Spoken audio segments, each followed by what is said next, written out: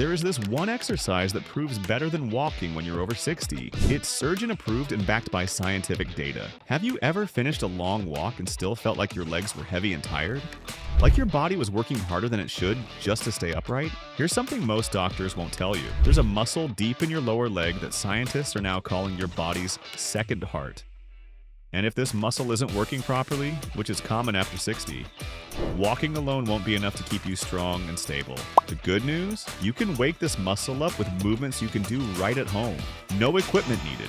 And when you do, you'll feel the difference in your energy, your balance, and your confidence. Now let's talk about why this matters so much. Walking is great for your heart and lungs. But here's the problem. It only lightly activates the deeper muscles in your lower legs, the ones that actually control your balance and pump blood back up to your heart. Research from the National Institute on Aging found that calf strength is one of the best predictors of whether you'll maintain your independence as you age. The strength in your lower legs can literally make you feel a decade younger.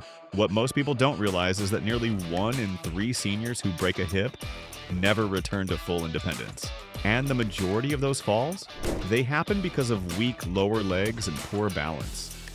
Not because of weak arms or a weak chest. Today, I'm going to show you 3 simple movements that target this second heart muscle, the soleus. These exercises build on each other, starting seated and progressing to standing. By the end, you'll have a complete routine that takes just a few minutes, but delivers real results. And I'll show you exactly how to do each one safely, who should be cautious, and how to progress at your own pace. Let's start with the safest, most accessible movement, the seated heel raise. Your soleus muscle sits deep in your lower leg, and every time it contracts, it pumps blood back up from your legs to your heart, fighting gravity. This is why scientists call it your second heart. After age 60, when circulation naturally slows down, this pump often becomes inactive. Walking gives it a light tap, but we're going to give it a proper wake-up call. Here's how to do it. Sit tall in a sturdy chair with your feet flat on the floor and your knees at a 90-degree angle. Place your palms gently on top of your knees for light pressure. You can also use 2 small water bottles if you want to add a bit of resistance. Keep the balls of your feet pressed to the floor, then slowly lift both heels as high as you comfortably can. Pause and hold at the top for 1 to 2 seconds. Feel that squeeze in the back of your lower legs? Then slowly lower your heels back to the floor with control. Don't let them drop. Repeat 10 to 15 times, once or twice a day. Now here's what makes this movement so effective. It's the tempo. Take 2 seconds to lift, hold for 1 to 2 seconds at the top, then take 2 seconds to lower. This slow, controlled movement creates what's called time under tension, which research shows is far more effective for building strength after 60 than rapid repetitions.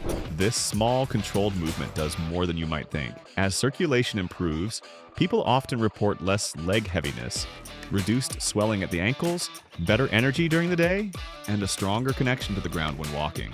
This movement is very gentle, but you should consult your doctor before starting if you have a recent blood clot or DVT, severe varicose veins with pain, or any sharp or sudden calf pain. If you experience any discomfort during the movement, reduce your range of motion or the number of repetitions. There's no prize for pushing through pain. We're building strength, not proving anything. Once you can comfortably do 15 repetitions with both legs, try doing them one leg at a time. This increases the workload on each calf and helps address any strength imbalances between your left and right sides. You can also add light resistance by placing a small weight or water bottle on your thigh, just above your knee. This is just the beginning. Now that we've woken up your second heart, let's take it to the next level. We're going to take that same muscle activation and teach it how to work in the real world. Standing, weight-bearing, and full of purpose.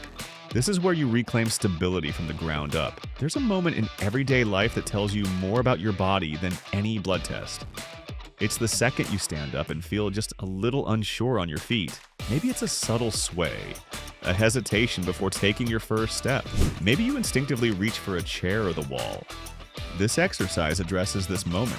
Here's how to do it. Stand facing a sturdy surface like a kitchen countertop or heavy chair. Place both hands lightly on the surface, just enough to feel supported, not to lean. Your fingertips should be resting, not gripping. Keep your feet hip-width apart with toes pointing forward. Shift your weight slightly toward the balls of your feet. Slowly lift both heels as high as you comfortably can. Pause at the top and feel your calf muscles supporting your full body weight. Then slowly lower your heels back to the ground with control, like you're placing something fragile on a shelf. Repeat 10 to 15 times. You can do this movement twice a day, once in the morning to wake your legs up, and once in the evening to drain any swelling and reset your balance. This movement activates both the soleus and the gastrocnemius, the outer and inner engines of your lower leg. But what's even more powerful is what happens neurologically. Each rise and descent trains the nerves around your ankles, knees, and hips to sense your body's position in space. This is known as proprioception. The better your body senses itself, the more precise and automatic your balance becomes. Unlike walking, which uses these muscles only partially, this movement puts them through their full range, building resilient, long-lasting strength. Here's what this exercise does for your body. It pumps stagnant blood and fluid from your feet back towards your heart. It trains your ankles to control your body weight with precision, not guesswork. It strengthens the exact muscles you use to catch yourself if you stumble, and it builds confidence in your ability to stand and move without fear. Please avoid this movement or modify it if you recently had foot or ankle surgery, experienced dizziness when standing, have severe balance issues, or are at risk of falling without support. If that describes you, continue with the seated version from exercise 1 and consult your physical therapist before progressing to standing exercises. Also, if you have significant arthritis in your feet or ankles, start with a smaller range of motion.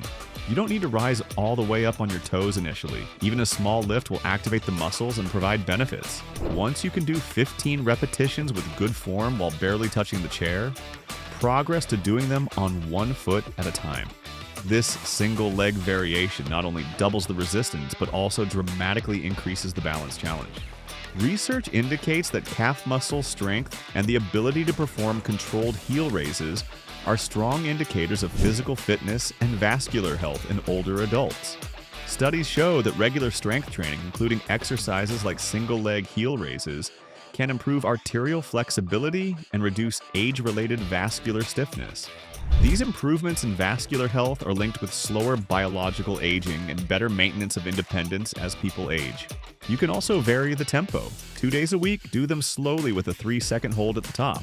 1 day a week, do them more quickly but still with control, rising in 1 second and lowering in 1 second. This variation challenges your muscles in different ways and prevents adaptation plateaus. Now we're going to dive even deeper and target the soleus muscle specifically, the true powerhouse of balance.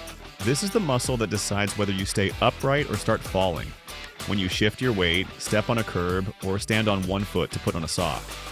Most people over 60 have a dormant soleus. It's not weak, it's just forgotten.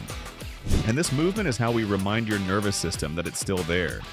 We call this the bent knee calf raise, and it's a game changer. Here's how to do it. Stand behind a sturdy chair or countertop and lightly hold it for balance. Shift your weight onto your right leg and lift your left foot just an inch off the floor behind you. Now here's the key. Slightly bend your right knee.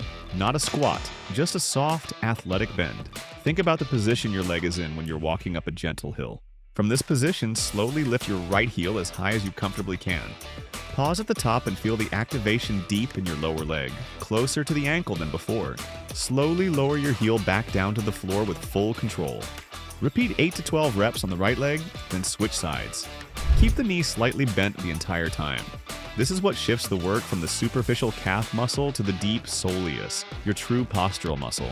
When your knee is straight, your body uses the gastrocnemius, the flashy outer calf. But when you bend the knee, you take that muscle out of the equation and force the soleus to activate. Why does this matter? Because the soleus is built for support, not speed. It's packed with slow twitch muscle fibers designed for long duration stability.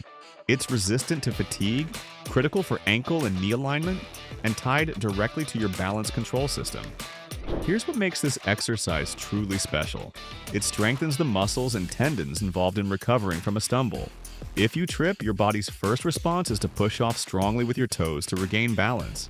Weak calves mean you can't generate enough force to catch yourself. The single leg component trains your brain and muscles to work together more effectively, creating new neural pathways that enhance coordination.